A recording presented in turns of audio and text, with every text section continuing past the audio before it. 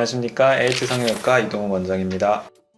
코가 떨어지는 거는 처음에 내가 가진 코가 있고 수술로 만든 코가 있잖아요. 갭 차이가 어느 정도 있냐가 관건인 것 같고, 가지고 있던 코보다 코를 많이 올린 경우에는 당연히 떨어지기가 좋을 거잖아요. 떨어지려고 하는 힘보다 지지하는 힘이 더 강해야 되는데, 그 지지를 어떻게 하느냐는 이제 재료의 차이도 있고 연골을 어떻게 지지하느냐 이런 거에 따라서 다 차이가 있기 때문에 그거를 좀 고민을 해봐야 될 것 같습니다.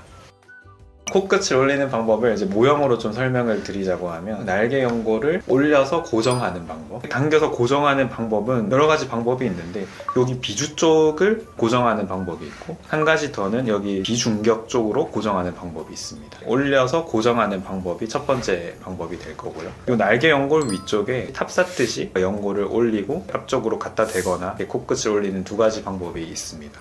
재료는 뭐 귀연골이 있고 비중격 연골이 있고 뭐 기증늑 연골이 있고 자가늑 연골이 있고, 이 정도로 일단 얘기를 하자고 하면, 말씀드린 순서대로 귀연골이 제일 부드럽고 비중격 연골이 그 다음에 기증늑, 그 다음에 자가늑 연골, 이 정도 순으로 더 단단해진다고 생각하시면 됩니다. 원래 코가 많이 낮고 내가 목표로 하는 코끝의 높이가 높다고 하면 사실 귀연골만으로는 조금 힘들 수가 있고요. 어느 정도의 코 높이를 원하는지를 듣고 어떤 재료로 실현이 가능한지 이런 것들을 서로 의견을 나눈 다음에 같이 결정을 하게 됩니다.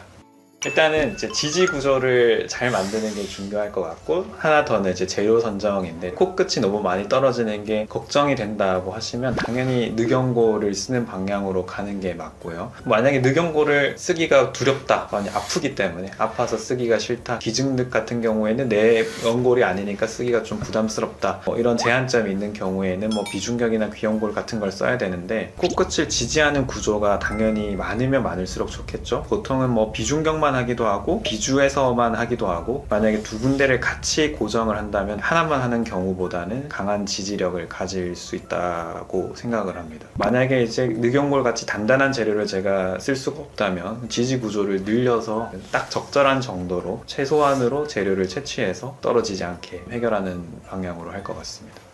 코끝이 떨어지는 원인을 좀 잘 분석을 해야 되는데, 예를 들어 비중격으로 코끝을 세웠다고 가정을 했을 경우에 고정이 잘 되어 있는데 피어서 떨어졌을 수도 있고, 그런 경우에는 오히려 그거를 바로 해주면서 더 강력하게 보강을 해주면 코한테 반드시 더 나쁘다고 할 수는 없겠죠. 원인을 좀 잘 분석해서 거기 맞춰서 한다고 하면 뭐 크게 문제될 일은 없다고 생각합니다.